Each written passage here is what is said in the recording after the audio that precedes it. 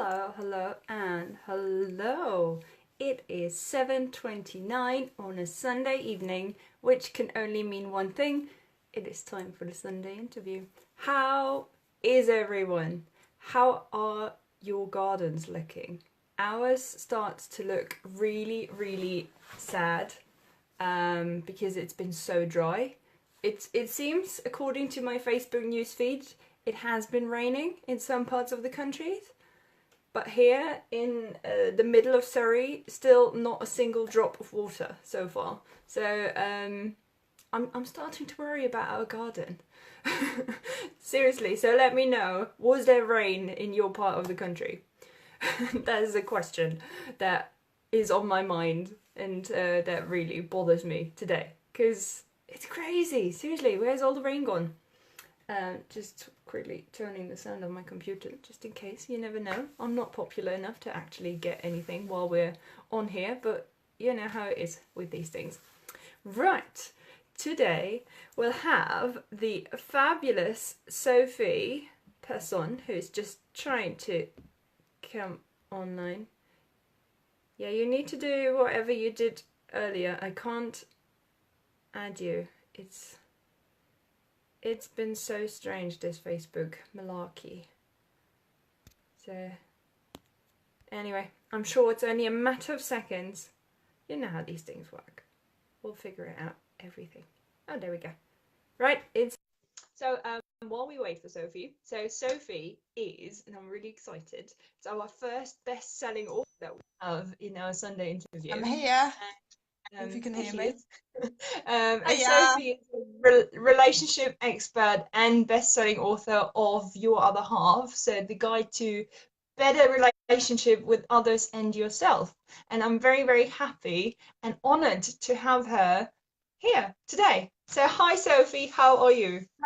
Thank you. Did it apologise in rain where you advance. are today? Say again? Did it rain where you are today? Or at any point No, in the last week? no, No. no. We've Yeah. had nothing for weeks. Yeah, same here. We, No, I was just saying yeah, our garden looks very, very sorry for himself for itself now. yeah, yeah. It's a bit yellow over there. Oh well. At least, if the whole I, street looked like it, you don't feel like the odd one yeah, out, so that's definitely. okay. I apologise in advance. I have a grumpy cat that right the minute you started the Facebook Live, has started to go a bit mental. So if you can hear screaming in the background, he's not abused. He just wants attention. Okay, cool. Cool. Yeah, no, I think we had a similar situation with Andrea before. So with Right, that's fine then. with one of our ladies, because her cat is a bit temperamental as well. But that's what that's why I love cats. We've got a cat as well, but Yeah, he's she just still weird. Bless him. doesn't make any sound. I just have a temperamental dog now. Yes. Anyway, hello Vicky, who's watching. Um, if you have any questions while we're talking, so we've got a few questions, but if you come up with any other questions, then please just post them below and I'll make sure I'll ask them as well. So, Sophie, why don't you start telling us how you got into what you're doing?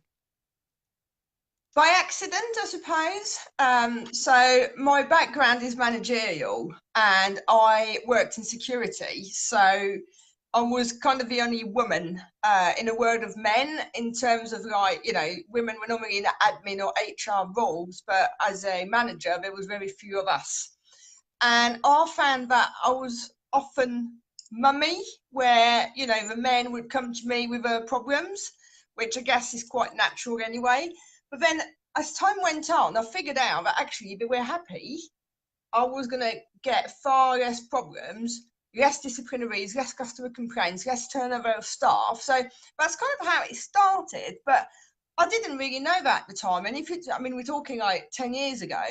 And if you'd said to me, oh, you're coaching them, to me, the word coach meant a bus. It wasn't something that was really used back in the time. And yeah, it kind of started like that. And then I took redundancy and I started doing events for single people on the South Coast because there was nothing around here that was remotely interesting. So I was doing things like a night at the museum or murder mystery, things that were a bit quirky and different. And as I was doing that, I actually realised that it didn't matter if people met the right person and they were sat right next to them, they would not know because the mindset was wrong. And they actually weren't ready despite what they believed. So I retrained in neuro-linguistic programming and I started coaching single people. Then I got to married people. I was approached by someone whose wife had cheated on him. And that's kind of how I got into that. And then I had a nervous breakdown 3 years ago, and I started getting people who were suffering from anxiety and depression. So that's kind of like how I've ended up being with relationships with others and the self, sort of thing, in a nutshell.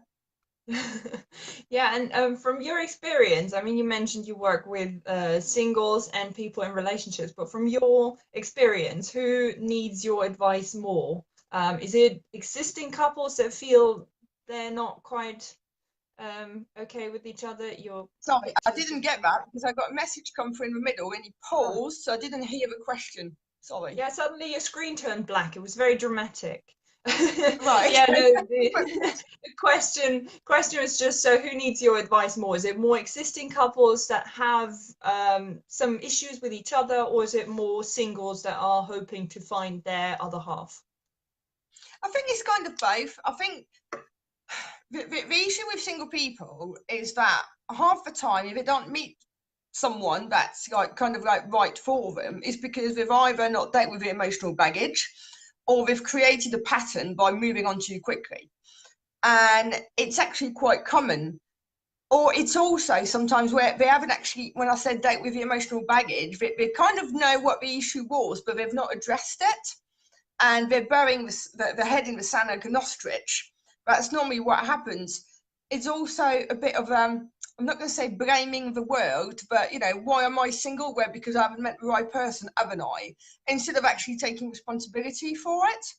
And in terms of like people who are in a relationship, it's the same thing. It's about taking responsibility, because if something is not going right, it's not just the other person's fault. It's yours as well. And we often say, you know, there's two sides to a story, and in the middle is the truth. And yeah, there's an element of truth in that, but it's also trying to understand what's going on from both sides. We're very often, we only look at it from our point of view. So equally, both.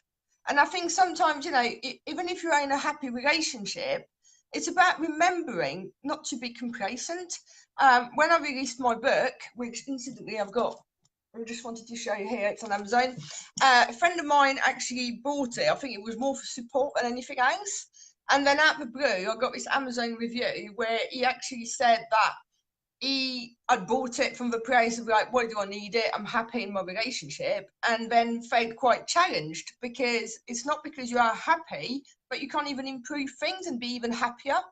But a lot of the time we settle and we get stuck in that kind of routine where things are okay. So we don't challenge them. Not that they need to be challenged in a bad way, but more towards, okay, how can we make this better? Yeah, that's really very, very true. And is there like, probably the $1,000,000 question, but is there like one reason that couples argue over the most often?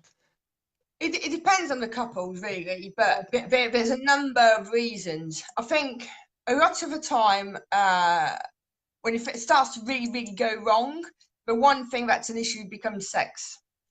Sex and affection, because it's often, I mean, I'm generalizing here because, you know, we can't go on a case-to-case basis, but a lot of the time, the man, we feel the need for sex more because it actually deepens the bond. And you know, we've got to remember how we're wired as different humans, as it were.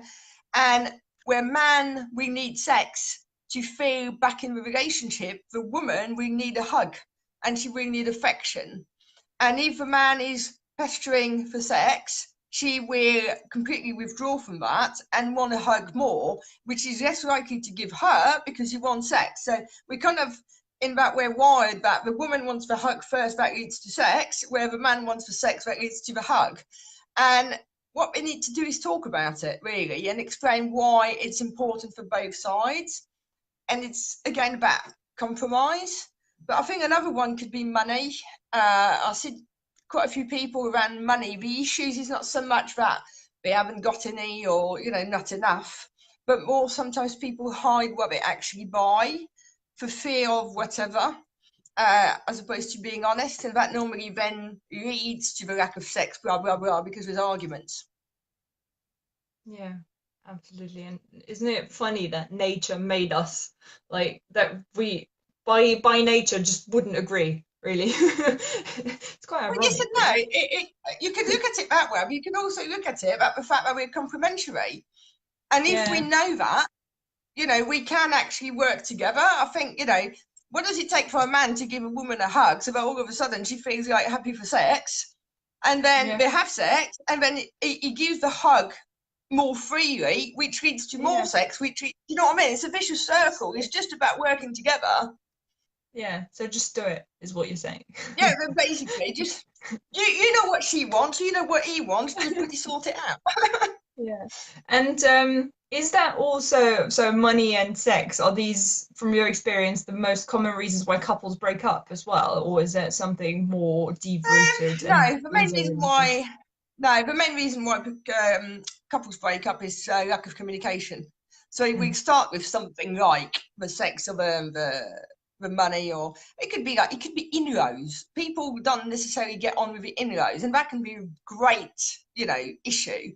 But it's communication. And Mm. I can tell you exactly how it goes. It starts with, right, I have a problem with her, him, whatever. My problem is X. But what I'm going to do is that instead of telling him or her about that, what I'm going to do is that I'm going to think about it, because there's no point telling him or her because I know exactly what they're going to say. So we're having this conversation in our head where we're telling them and we know what we're going to say. So we don't actually tell them the problem.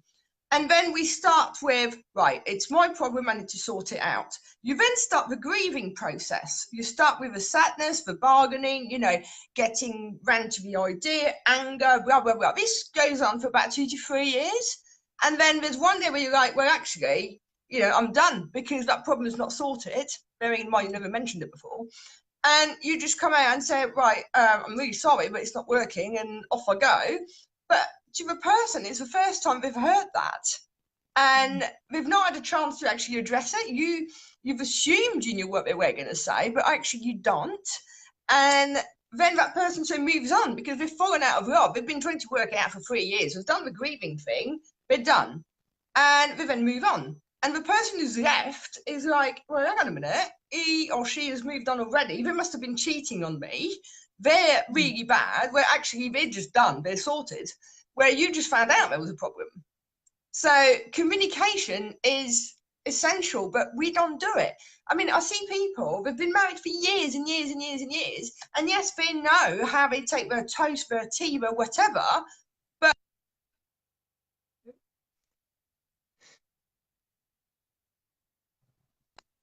sorry, I had a call. Did you lose me for a minute? Yeah. Yes, Now right. we're gone I again. was just saying, I've lost my Talking flow of now. communication, yeah. Yeah, communication. You've got to voice how you feel, and if you don't, then it's only going to go bad. And nothing is worse than it going bad. It can be a really difficult conversation, but actually the outcome will still be better than you splitting up, because a lot of the time we create that fear in our head. It's not real. We don't actually know. And sometimes the other person wants to talk about it too, or they don't know there's an issue and they're like, oh, hang on, I want to sort that out. I don't want to lose you. In a Mm. nutshell, once again. Yeah, no, and it's true. And then so things like, the classic, or like the open toothpaste and the toilet seat and things like that. But It's yeah, you're details. absolutely right. So Oh, this is what I'm saying. If you're married for years, you know how they like this, that, or the other, but you get lost into what they've become. And that's especially true after having kids, because you get stuck in a routine. yeah. Yeah, and well, I imagine in a situation, well, not what I imagine, but what I know from my own experience in my relationship, when you get annoyed by something and it already got to a point where you're really annoyed, where you're not just like, oh, I should mention it, but you are already annoyed. And then when you start that conversation, you are already like, "Arr!" And then obviously that other person goes into that very same state, and then you've got an argument pretty much pre-programmed waiting to happen. But you So, kind of know that. So you mustn't start that conversation just like that. For starters, but my first and best tip don't ever have that kind of a conversation before you've eaten. Because some people, I am, get really, really grumpy if I've not been eating. So it's going to go down anyway, you know. Yeah, we've reached that point now where we said we're not going to talk before we've eaten. So that solves a you've lot got of to problems in our prepare relationship. it so that it's constructive. You've got to prepare your point in a constructive way so that it's not just blame, but this is why I feel that way. And, you know, how do you feel about it? You've got to go to the person and find out how they feel about it if you want them to understand your point of view. You can't just say, oh, I feel that way and it's wrong. You've got to understand where they're coming from too. And so often when you see an argument, people are in trenches. So you're throwing this at him or her, they're throwing that back, and you're not listening, you're just preparing the next argument. Yeah, that's very true. And I read somewhere that said if you want to address something with a man, it's best to make a date or set a date and say something like, oh, tomorrow night I would like to talk to you about something. Is that something you could confirm from your experience, or is that just being a bit silly? I'd put the date in your head, but I wouldn't necessarily forewarn them. In the sense that you may worry them. You know, a lot of men are actually very, very sensitive, a lot more than, you know, women give them credit for. And I know personally, if my partner said to me, I want to talk tomorrow with you at 7 o'clock, I'd be like, why can't you tell me now? What's the issue? And I would worry and get paranoid probably until 7 o'clock the next day. So I think that you're making it worse for yourself and for them, because all of a sudden they think there's this massive issue, right? Okay, they're leaving me, when the issue is the toilet seat is always up. Do you know what I mean? No, So that's you've got exactly to what I thought when I read that, and I was like, feels like, you know, tomorrow you need to sit down and we need to, you know, maybe have a drink. That's not conducive to, you know, a healthy conversation. If in your head you're thinking, okay, so tomorrow night we're both kind of free, so what I'll do once we've eaten at 7 o'clock, I'll have a chat with him once we're sat on the settee. That's fair enough. Just don't warn the person you're going to do that, because you might make them worry for nothing. Yeah, that makes sense. Cool. And yeah, now let's move on to the singles. So if someone is just maybe, well, has been, used to be in long-term relationships, but now has been single for a while, how do they get back into the market? Is there a one advice or, well, some advice that you could give him or her? Well, I think that the first thing is that the fact they've been single for a long time is a bonus, in the sense of a lot of people try to move on too quickly. And that's actually completely the wrong thing to do. You've really got to take a bit of... That was an email, sorry. You've got to take stock. I don't know why. I don't know why it blocks out your picture. That's really strange. No idea, sorry. But yeah, no, you need to take stock. You need to understand why there was a split. You also, because, you know, we all contribute to a split. It's never about something happened and I know this is a bit controversial, but I generally believe that even if someone cheats, you know, you've played a part in that.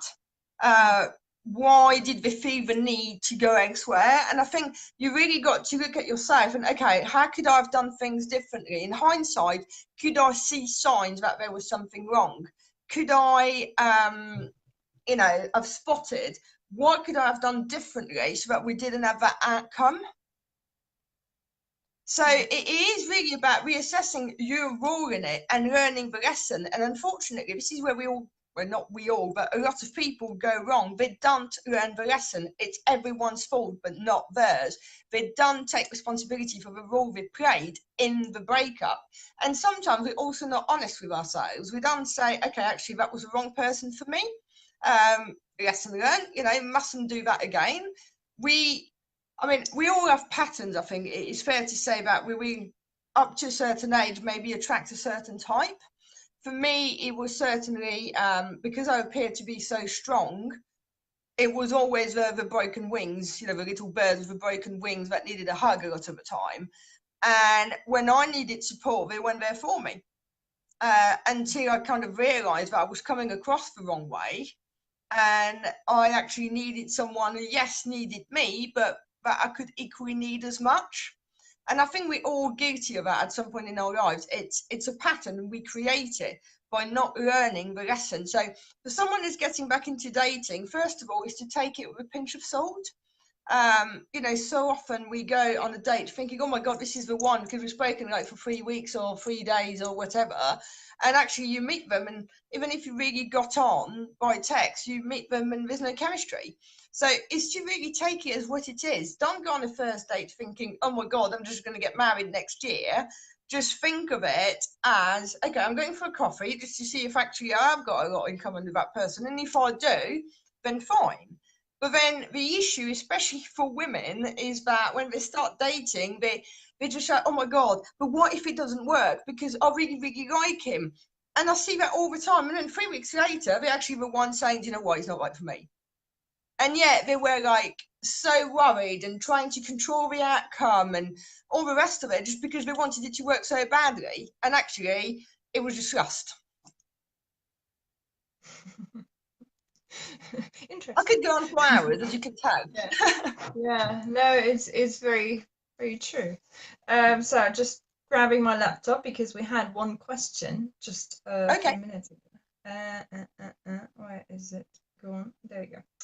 The lovely Lucinda asks, so sorry, just clicking on random things as you would in a live interview. So basically here we go. A friend of mine has just moved in with her partner after a long distance relationship spanning 3 years. They are ecstatic to be living together, but like all new things, there is a period of adjustment going on. What tips would you give to her for being able to voice her opinions without seeming pushy and achieving equal positives in regards to his gaming and her desire to get out and socialize? Right, that's an interesting question, one. One of my ex-partners used to really enjoy playing on his computer, and I didn't enjoy him being on there so much. Again, I think that the way to do it is to talk to him in a neutral environment, so maybe not at home. If they do go out, just to say, and again, he's putting it in a constructive way and going towards him. So he's finding out why he's on this computer all the time. Is it because, I mean, I haven't got enough information, but who's moved in with who? Who's moved away from wherever they were? If it's him, is it that it's just his comfort thing and it is reassurance and it's just a little ritual? If it's her that's moved in with him and is still doing that, is it actually exactly the same thing, that all of a sudden he's not used to having someone in his space and it is giving him his space? Now, there's gaming and gaming. Said ex-partner could spend 14 hours a day on a weekend, which is quite extreme. So is it extreme, or is it just his way to literally let go after a hard day's work? There's a lot of things to take into consideration, but before saying, you know, I don't want you to do that, I want you to go out, she's got to understand why he's doing it. Once she knows why he's doing it, she can then start saying, you know, oh, I would like to organise this. How do you feel about going to this place, that place, that place? Because sometimes it's also that men are not very proactive and they just like to be taken along for the ride. And if you ask them to go, oh, what do you want to eat? What do you want to do tonight? Don't know. Just because they've never really had to think that way. So is it that it is that, or is it that actually is something else? So it is very much a case of, you know, her sussing out why he's doing it, and then maybe her organising things, because I'm pretty sure he'd come along.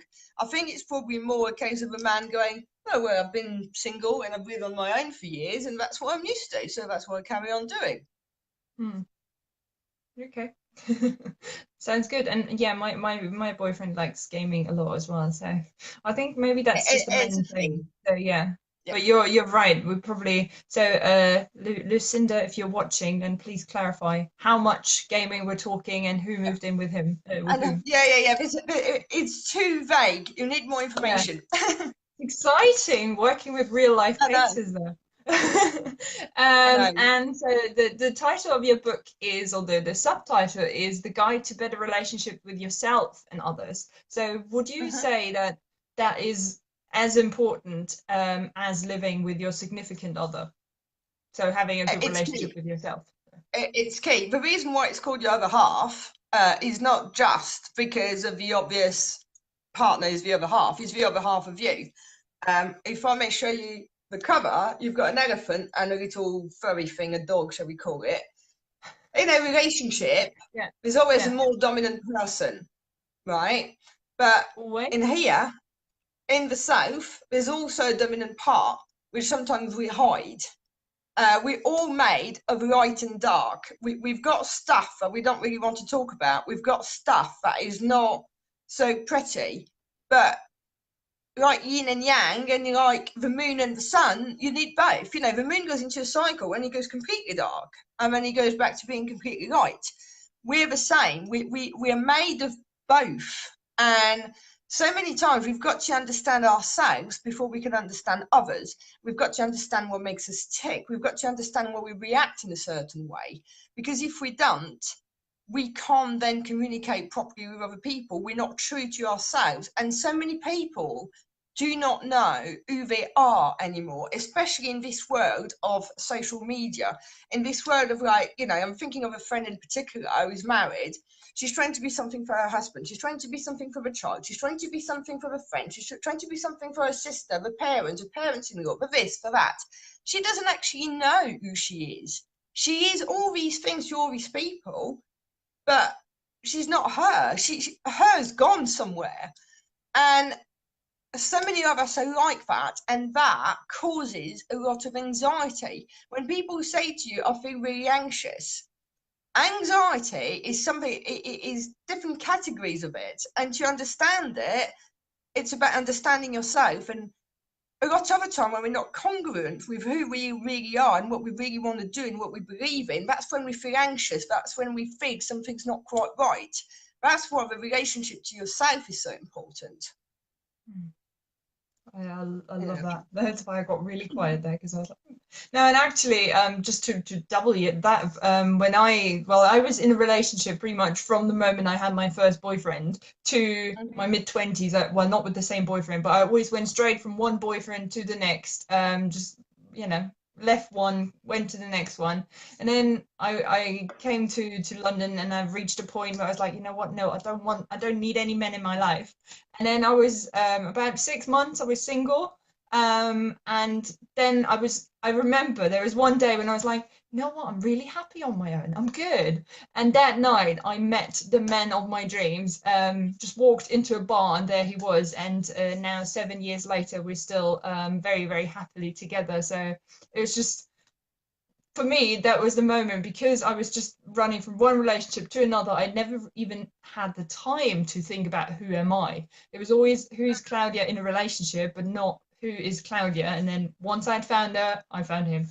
And yeah, so Yeah. I definitely And being confirm that. happy on your own is crucial, because if you're not happy on your own, you won't be happy taken anyway. So many people look for someone to fill that gap. You won't feel that gap in someone. You're the only one who can fill it. Once you fill that gap, that person can come and complement your life, but they can't be your life.